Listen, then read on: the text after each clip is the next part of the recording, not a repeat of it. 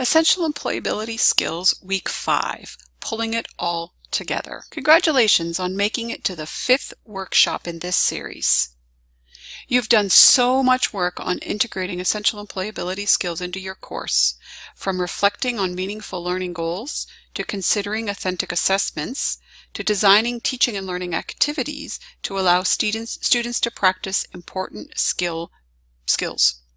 We have been on quite a journey. The process of instructional planning you have used in this series is a process that can be repeated again and again for other essential employability skills, or for other course learning outcomes, or for any other institutional priorities that arise. We hope you have found this process insightful, interesting, and useful. Our next and final step is to place the work you have been doing into the larger context of your program. In this workshop, we are going to go back to where we began with a look at the bigger picture. We started this process by looking at the essential employability skills outcomes as defined by the Ministry of Advanced Education and Skill Development. We then aligned these with the course learning outcomes. But let's go back a step and take a look at our program learning outcomes and consider how these relate to the work you have been doing with essential employability skills at the course level. In the resource folder, you will find a Workshop 5 summary chart. Download this chart to your computer as we will be working on some new columns. When you open the file, you'll find that some of the columns related to the finer grain instructional planning you have been doing have been removed.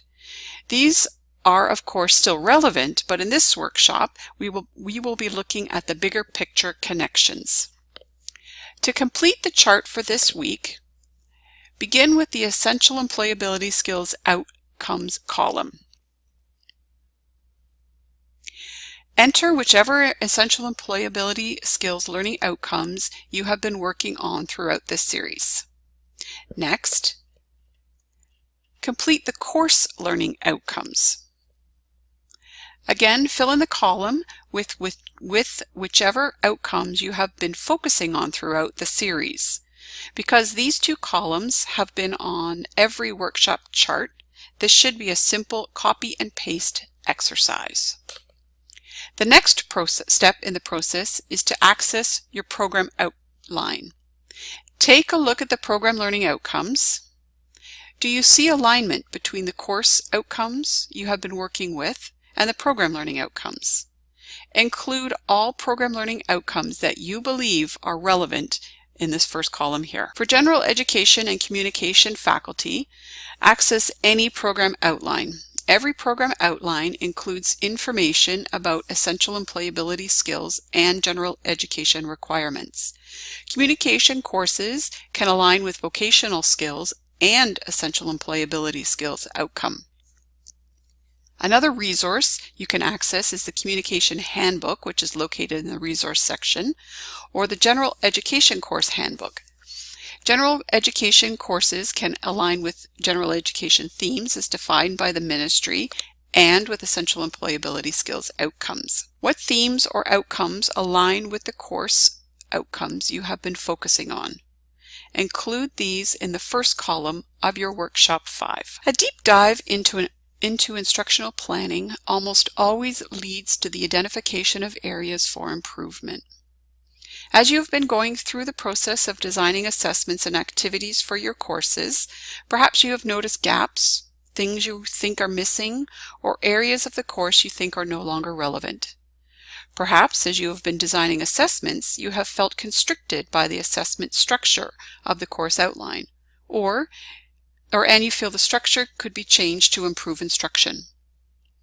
Reflect on any gaps, changes, improvements you think that could be made to the course you have been examining, and add these to the relevant column in the Workshop 5 chart.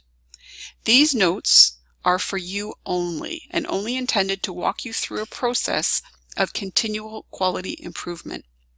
So please add freely to this column. We will consider next steps later in the workshop. While we have largely been working at the course level, you also have had the opportunity to consider your course in the context of the program.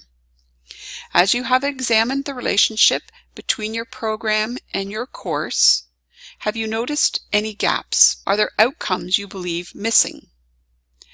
Are outcomes no longer relevant? Do you believe EES should be more explicitly written into the outcomes? Add anything you can think of to the relevant column of the Workshop 5 chart. Once again, this exercise is only for you and is intended to stimulate your thinking about continual quality improvement of programs. So for next steps, let's create an action plan. So if you go to the Resources section of the workshop, download the Continual Quality Improvement Action Plan document. Once you've retrieved it, we'll review the steps below to complete the document. Start with next steps for integrating EES. Select another course or an EES. Set a goal for integrating the EES into the courses, i.e. go through the backward design process again. Establish a manageable timeline for accomplishing this. Engaging with colleagues for continual quality improvement. Curriculum review always begins with a conversation among colleagues. To begin preparing an action plan to engage with colleagues, consider first these questions. Who is the program coordinator? Who else teaches your course? Is it taught at other sites? Who else teaches in your program?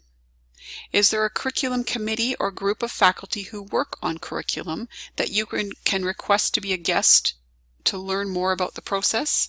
A coordinator or program support staff will be able to help you answer these questions. Identify a goal for engaging with some colleagues to discuss some of your insights or ideas about the course or the program. This can usually occur formally, like a meeting for coffee, informally, like a meeting for coffee, or can be a formal meeting request. It can be requested to add an item to a program meeting agenda. Meeting with the program coordinator is often a good place to start, as coordinators are often responsible for leading curriculum review and renewal. To discuss curriculum can be incredibly rewarding. So much of our work as teachers occurs individually.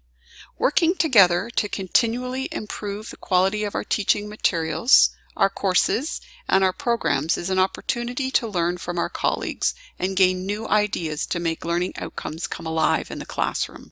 Establish some goals and a manageable timeline for engaging with colleagues in your department to begin the curriculum discussions. If you are the only person teaching a course, you have the option of engaging with the coordinator, with a teacher in the program who teaches maybe a prereq or a co-req to your course, or simply a colleague whom you respect and want to bounce an idea off of. Truthfully, we are never alone. There are always colleagues to engage in discussions with. Sometimes it's just a process of finding the right person or people.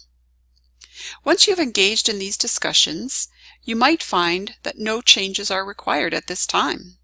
If, however, you collectively decide to move forward with the changes to a course or a program, you or one of your colleagues will need to enter into the formal curriculum review process at Georgian College. The Office of Academic Quality is responsible for the formal process of curriculum review.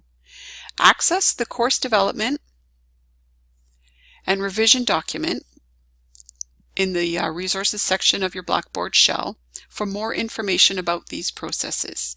If your program is currently undergoing renewal, you might want to review the program renewal processes on the OAK website. So that ends this screencast for week 5. The next one you'll see is related to your accountability tasks and is a fun opportunity. We're going to try something new with Flipgrid and video discussion boards.